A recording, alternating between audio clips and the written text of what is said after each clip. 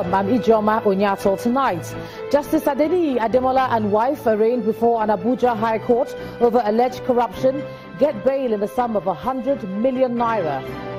Federal High Court fixes March the 6th, 2017 to begin trial of former governor of Abia State, Orji Uzor Kalu, 9 years after he was first charged for money laundering and fraud. President Buhari to present 2017 budget to the National Assembly tomorrow as federal government sets crude oil benchmark at $42 per barrel. And Syrian rebel fighters agree to leave eastern Aleppo enclaves.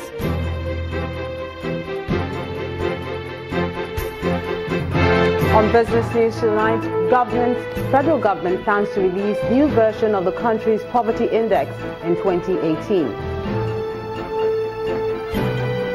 On sports news tonight, the attention of football followers on the continent shifts to Lagos as the Africa Beach Soccer Cup of Nations begins.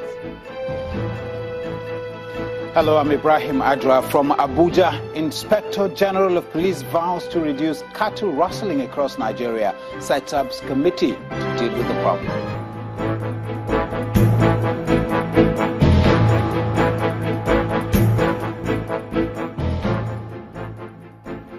We begin tonight with the arraignment of Justice Adeniyi Ademola and his wife before a high court of the Federal Capital Territory on allegations of corruption and breach of trust.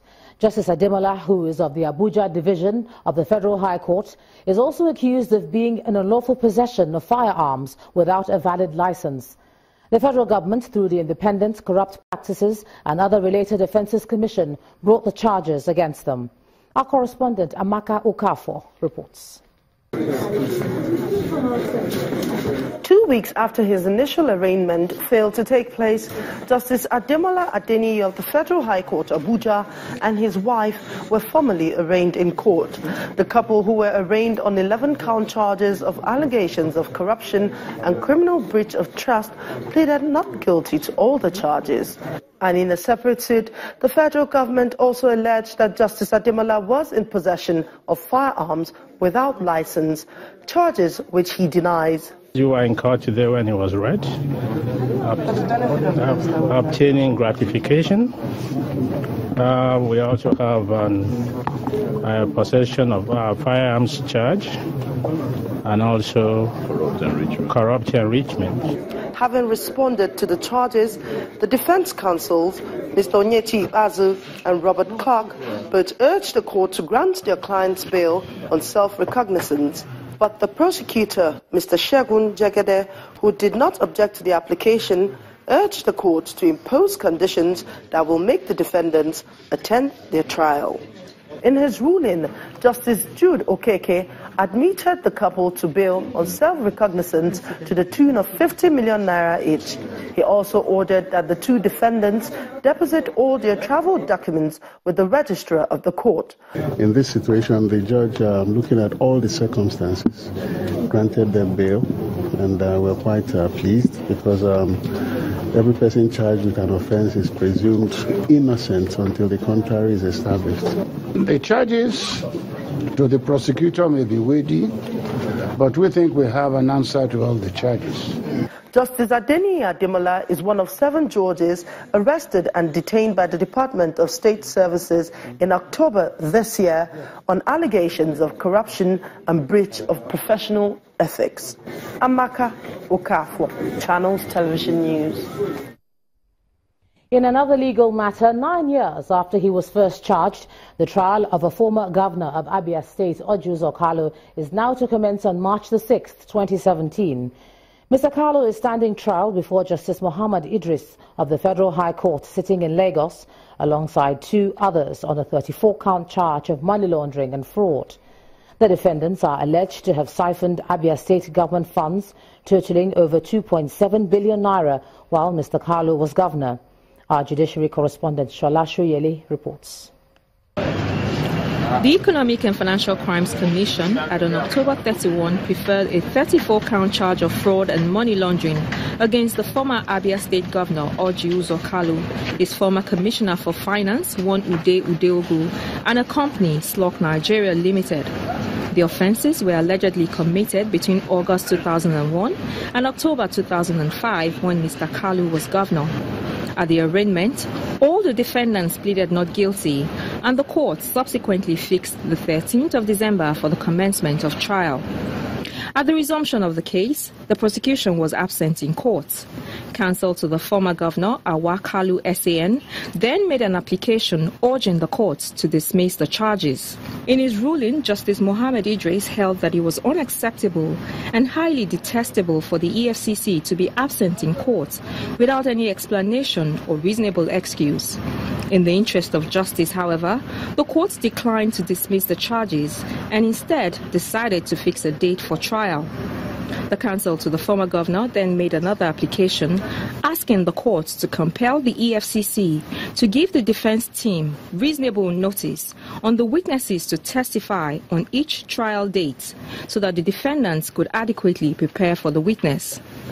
It was at this point that the prosecuting counsel, Adebisi Adeniyi, walked in. He explained that he had been caught up in traffic and he apologized to the court and the defense team. He also told the court that his witness had suddenly become unavailable and he would not be able to proceed with trial. In his response to the lead defense counsel's request for the disclosure of witnesses, the EFCC counsel contended that the application was strange and unknown to law.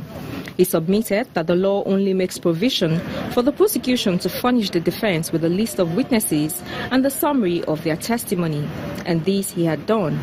For him, it may give the defendants an opportunity to interfere with witnesses if their identities were disclosed hours before their testimony. Justice Idris declined to make an order on this issue, but instead encouraged parties to work together to ensure that the case moves speedily and that justice is served to all. The court also agreed with the request of lawyers for 10 working days devoted exclusively for the trial, especially after the defense counsel had stressed that the former governor was anxious to clear his name, as his businesses have lost their credit lines because of the court case. The case was then adjourned to the 6th to 10th of March and the 10th to the 13th of April 2017 for commencement of trial. Shola Sheyeli, Channels Television News. In other legal matters, the Federal High Court in Ado-Ekiti has ordered the Economic and Financial Crimes Commission to unfreeze the accounts of the Ekiti State Governor Ayodele Fayose, domiciled with Zenith Bank PLC. Justice Taiwo ruled that the action of the EFCC is unconstitutional. He says that the action breached the governor's fundamental rights to fair hearing, as the commission did not make him a party to the proceedings for the interim freezing of the account. Reacting to the judgment, Governor Fayose described it as a victory for the common man. His counsel, Mr. Michael Zekome, said the judiciary has once again lived up to expectation. And as part of efforts to support the federal government's anti-graft campaign, investigators, prosecutors and judges within West Africa convened a meeting in Abuja to assess judicial effectiveness. The event is a regional capacity building seminar on economic and financial crimes. West African judges and law enforcement officials gather here to prefer remedies to reverse trends perverting what they call impartial justice delivery in Nigeria and beyond. Countries that have recorded or that would record successes have to ensure that they have the legal regimes in place, and after the legal regimes are put in place, then the political will to fight against corruption, to fight against terrorism, and to fight against money laundering must be there. Though imperfect, Ghana is set to be home to one of the sub-region's most transparent judicial systems. Now that the court is fully automated, whilst the trial is ongoing, somebody transposes the testimony instantly. And all the lawyers and the judges are able to see the proceedings being typed instantly. And so with that, there's no need for any delay for judgments and so on. And there's a drastic improvement in the number of judgments which are written by everyone. A South African court's recent decision to advance the trial of President Jacob Zuma on corruption charges speaks to judicial independence and impartiality in other parts of the continent. But in a rare interview with a Nigerian justice, Federal High Court Justice Binta Nyako clarifies that the tenets of integrity and transparency still reign supreme for most justices in Nigeria. Before you can convict, there must be prosecution, there must be evidence, there must be so many things put in place before the judge can't just unilaterally decide the person is guilty and convict him. The whole prosecutorial system must follow. I can assure you that once the evidence is there, the judges in Nigeria are ready to prosecute whoever it is, whoever ox is God. Don't forget, we took an oath of office. Lawmakers say that while new legislation, including the Proceeds of Crime Bill and the Whistleblowers Protection Bill, will enhance justice administration locally, all Nigerians must exercise discretion in judgment. When you go out in the total blackmail of the whole system, both the good and the bad, you will make the good ones to be discouraged. Just as one justice faced justice, Nigeria's law enforcement officials here move to ensure that Nigeria's leadership on the continent will manifest in both the court and the Court of African Opinion. The President will tomorrow present the 2017 appropriation bill to a joint session of the National Assembly. President Muhammadu Buhari, who has given the assurance that there will be no such thing as budget padding in the document, had condemned what he termed injecting rogue projects and figures into the financial document, saying it's unfair to Nigerians and detrimental to the growth of the economy. According to the Minister of Budget and National Planning, Udoma Udoma, the federal government plans over 7 trillion naira for 2017, while a total of 10 trillion is being targeted as revenue for the 2017 fiscal year. Now, 2 months after the President sent the 2017-2019 Medium-Term Expenditure Framework and Fiscal Strategy paper to the National Assembly, the House of Representatives has finally committed the document to a joint committee for consideration. While some lawmakers had reservations about the general assumptions that formed the basis of the document, there was a consensus that the document should be allowed to proceed to the next legislative level. Our correspondent Larry Lassisi reports. Good health, a lot of success. It's less than 24 hours to the presentation of the 2017 budget to the National Assembly by President Muhammadu Buhari. Members of the Senate Committees on Finance and Appropriation are meeting with the Ministers of Finance, Budget and National Planning and key government officials to fine-tune the Medium-Term Expenditure Framework MTEF. The MTEF sets the stage for the country's annual budget. The Senate had earlier described as unrealistic some of the parameters in the MTEF, namely an all-revenue benchmark of $42.5 per barrel, GDP growth projection of 3.02%, an exchange rate of 290 naira to a dollar. The concerns raised by lawmakers appear to have caught the attention of the executive as the federal government is revising some of the parameters in the MTEF. In the original MTEF, we envisaged and projected a growth rate of 3.02%. It's clear that cannot be achieved given the recession. So we actually brought down our projections to 2.5%.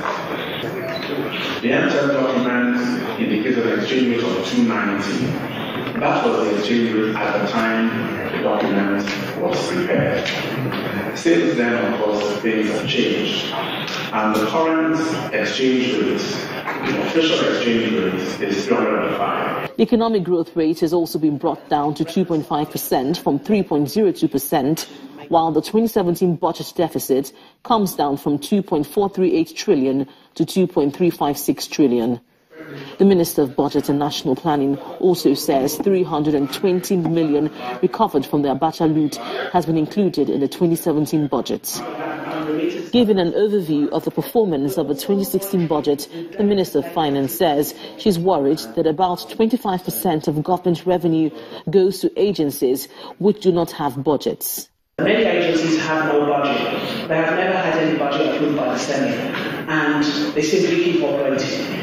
We have asked the President to issue an executive order that anybody who doesn't have their budget approved by the National Assembly will only be able to pay salaries, which will effectively grind some of them to a halt, because we've written letters, we've asked for reminders, send your draft estimates, but they haven't. Although the federal government has revised some of the parameters in the MTEF, some members of the Senate Committees on Finance and Appropriation say they are not comfortable with the new proposed exchange rate of 305 naira to a dollar, insisting that it is still unrealistic given the present black market rate. Linda Akibe, Channels Television News. Linda Akibe reporting there. And in part 2, after the break, 12-year-old boy trapped between the walls, rescued after 3 days in Ondo State. That's in a moment. Please stay with us.